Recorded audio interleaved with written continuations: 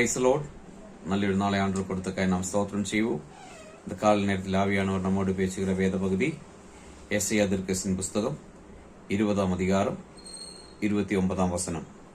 The book of Isaiah chapter 40 verse 29. சோர்ந்து போகிறவர்களுக்கு அவர் பலன் கொடுத்து சத்தம் இல்லாதவர்களுக்கு சத்தத்தை பெருக பண்ணுகிறார். என்னை கேட்கிற தேவனுடைய பிள்ளையே, இந்த மாசத்தின் 2ஆம் நாளிலே, இப்புது மாசத்தின் ஆரம்பத்திலே நீ சோர்ந்து போய் இருக்கிறதா? பலன் இல்லாதவனாய் இருக்கிறோமா? கஷ்டத்தில் இருக்கிறோமா? ஆனால் அவர் உனக்கு பலத்தை கொடுக்க வருகிறார். உனக்கு ஆமென் ஹல்லேலூயா சத்தத்தை கொடுக்க அவர் வருகிறார்.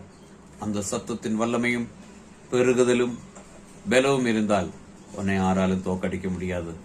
அந்த இயேசுவின் கரத்தில் ஒப்பு கொடுத்து நீ எந்த காரியத்தில் தடை நிற்கிறோமோ அந்த தடைகளுக்கு விரோதமாய் நீ பலன் உள்ளவனாய் ஜெபிச்சு ஜெயிக்க முன்னாடி வரும் பொழுது கர்த்தர் காரியங்களை வாய்க்க செய்வார். நல்ல ஆண்டவரே, நன்றி செலுத்துகிறோம். இந்த கால நேரத்தில் என்ன கேட்கிற ஒவ்வொரு பிள்ளைகளையும் இந்த வசனத்தின்படி பிதா குமார பரிசுத்தாவின் நாமத்தில் ஆசீர்வதிச்சு ஜெபிக்கிறோம். இயேசுவின் நாமத்தில் பிதாவே, ஆமென்.